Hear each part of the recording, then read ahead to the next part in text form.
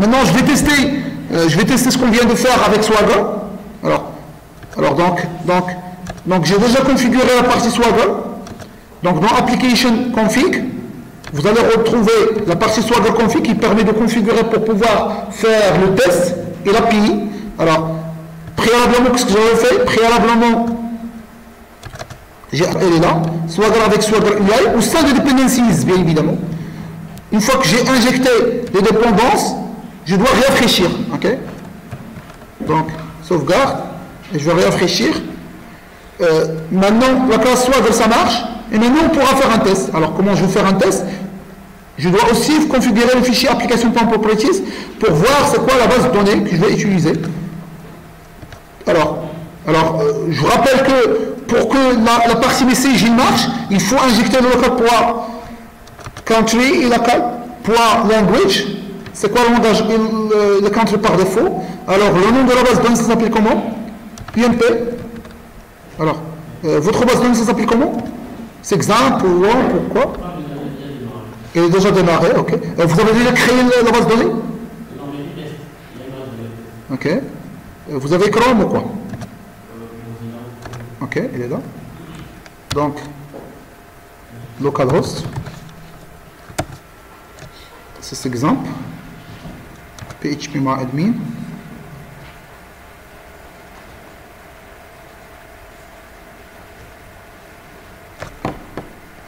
Alors, la base de données s'appelle UMP. Donc, CTRL F, UMP. Donc, je dois créer une base de données qui s'appelle UMP. Tac. Maintenant, je vais tester mon petit projet. Alors, j'exécute le projet.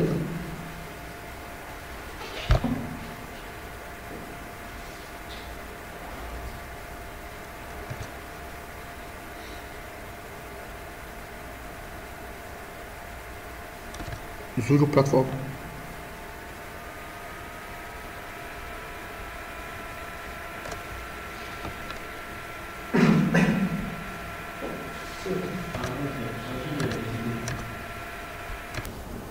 Alors maintenant, on va faire rendre notre projet.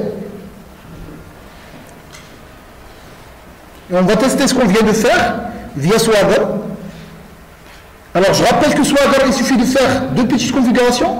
La première configuration, il suffit de modifier le fichier .xml pour inclure la dépendance de Swagger. Elle est là.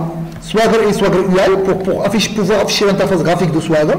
Première des choses. Deuxième des choses, dans la partie config, de la partie application, il faut ajouter un fichier de configuration qui s'appelle Swagger config, qui permet de configurer Swagger, qui permet d'ajouter la configuration de Swagger. Et je pense que c'est tout. Dernière étape, c'est plutôt invoquer Swagger dans l'interface graphique. Alors comment? Il suffit de voir le port. Le port c'est quoi? Ah, c'est mon port, donc c'est 8036. Donc localhost 2.8036 slash swagger slash swagger-6 UI.html.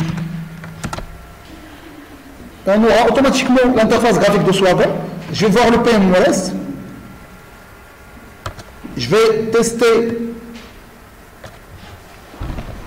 Je vais tester maintenant le processus. Alors, le processus, qu'est-ce qu'il y a dans le processus? Ça, c'est paiement DTO. Paiement DTO, qu'est-ce qu'il contient? Je ne dois pas avoir l'ID. Alors, bien évidemment, je dois préalablement insérer une commande, c'est ça?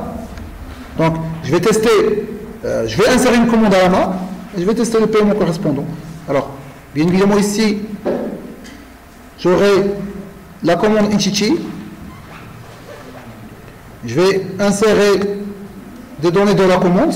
Donc, l'ID 1, la commande CMT1, le total c'est 100, le 0, 2, CMT2, total c'est 200, et le paiement c'est 0, et j'exécute.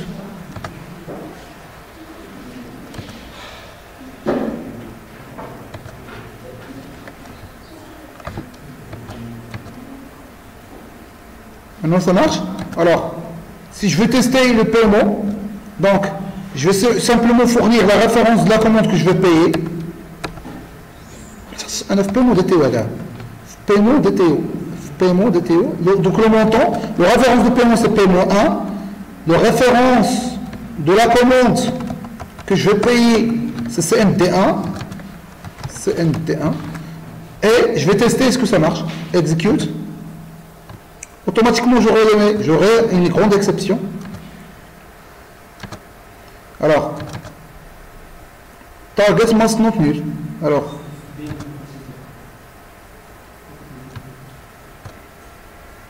copy properties alors ce qu'on a les nuls paiement DTO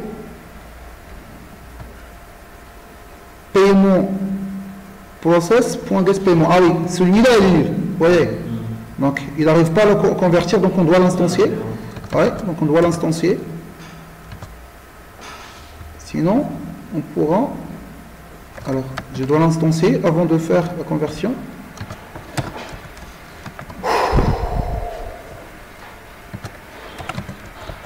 cet paiement et je vais instancier un objet paiement sinon on pourra faire un truc dans le getter s'il est nul instanciez-le vous l'avez déjà fait donc, sinon on pourra le faire facilement c'est pas grave donc dans ce getter je vais tester s'il est nul instanciez-le s'il vous plaît donc paiement point nul is nul paiement égale à new paiement en virgule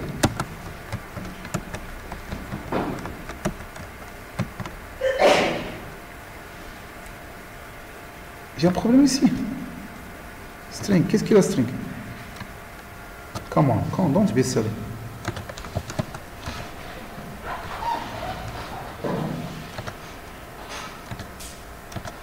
donc maintenant donc une fois que j'exécute, ils me donnent encore une petite exception ici. Donc ils me disent que le paiement doit être différent de nul. Donc bien évidemment, je dois tester. If, alors je dois faire point nul. S'il est not nul, je vais faire la conversion. Donc s'il est not nul, je vais faire la conversion et je retourne. Alors, je vais réexécuter encore. Normalement, on ne fait pas le build.copy, etc. Non, c'est pas comme ça qu'on fait vraiment. On doit faire des classes Java qui s'appellent les converteurs, dont leur mission c'est ça, c'est la conversion. Mais juste pour faire simple, je fais appel à build.copy pour préciser. Hein?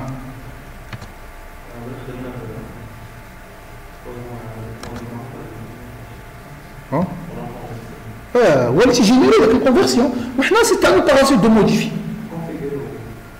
Non, c'est généré avec le code source qui permet la conversion. Et par la suite, c'est à vous de rentrer dans le code. Si vous voulez faire des modifications, on pourra le faire des modifications. Mais bien évidemment, on va générer le générateur. Alors, je vais tester maintenant. Error. Il a dit que le paiement already existe. Alors, pourquoi? Le paiement already existe. On va voir. Éventuellement, il a inséré un paiement, je ne sais pas quoi. Alors, paiement. Non, il n'existe pas. Apparemment, j'ai raté la condition. Alors, payment already exists. Alors, vous voyez, s'il vous plaît, alors, est-ce que c'est payment already exists? Ah oui, ça veut dire qu'elle a trouvé la commande, ça veut dire que tout marche bien. Alors, payment, ça veut dire que je dois rentrer dans la partie domaine, dans paiement, process, dans la partie validate. Donc maintenant, process import, dans la partie validate, maintenant c'est très bien clair. Qu'est-ce qu'on doit modifier? C'est ici. Already exist. C'est paiement, parce que la méthode qui permet de convertir, il donne un objet vide, on ID. Il instancie l'objet paiement. Mais c'est l'ID qui est vide. C'est la méthode et c'est la qui permet de convertir qui a fait cette petite erreur. Alors, c'est il est égal à nul, or le payment.getID égal à nul. Non, c'est un or. C'est un or, c'est pas un int. Tchic.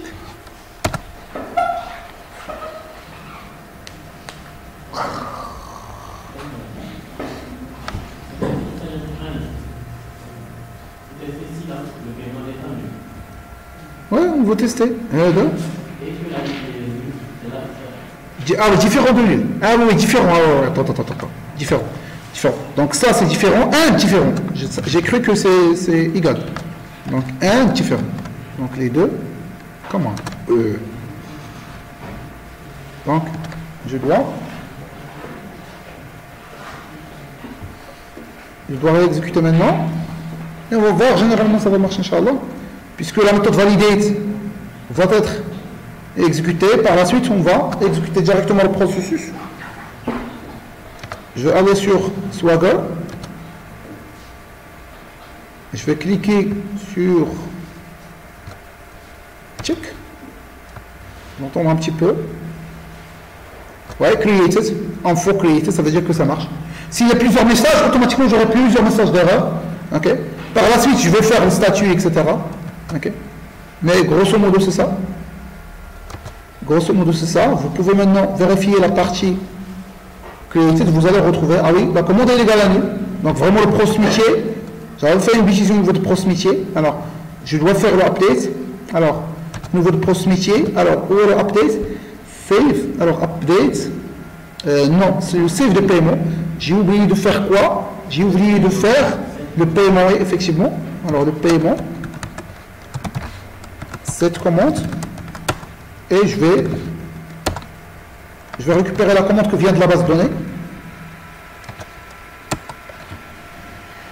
Et maintenant, je vais faire un autre paiement, avec paiement 2 par exemple. Alors, comment tu fais les deux fils là.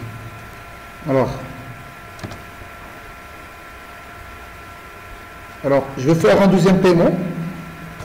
Par exemple, je vais payer la commande 1 avec le paiement 2 avec 20 dirhams. Je vais faire exécuter.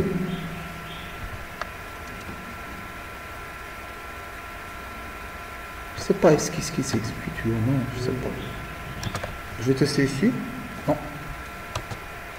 Alors, ça c'est juste l'ancien message. Alors, je vais cliquer sur exécuter, login. Je vais vérifier. Toujours une commande nulle. Apparemment, dans la conversion, notre conversion, il y a un problème. Alors, donc, la commande est là. Ok. Donc, je vais faire. Donc, dans la partie qui permet de convertir le POJ vers l'infra, apparemment il y a un problème.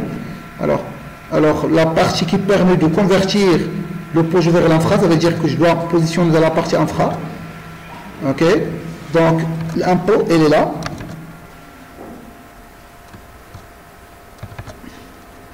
Alors, où est la méthode qui permet de faire le save, payment entité?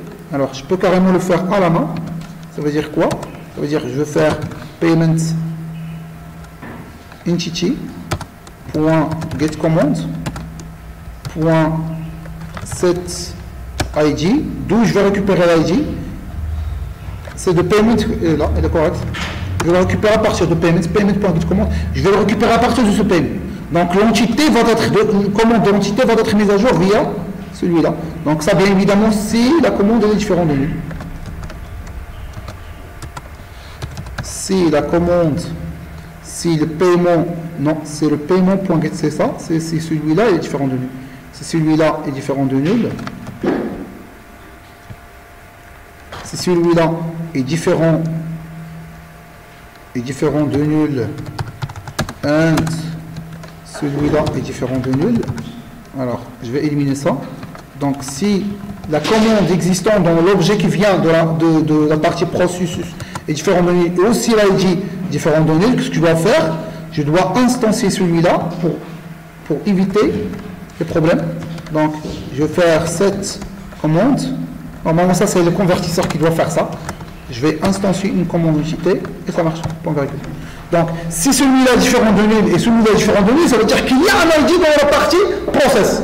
Ça veut dire que la commande de l'entité, je dois l'instancier par la suite injecter l'ID de celui-là avec l'ID de celui-là et ça doit marcher.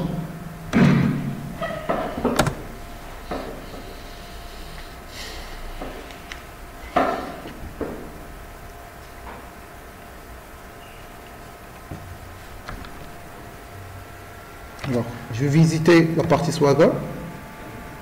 Je vais faire un commande C3. Alors, commande 2, je vais changer maintenant à commande 2. Je vais le payer avec 20 dirhams.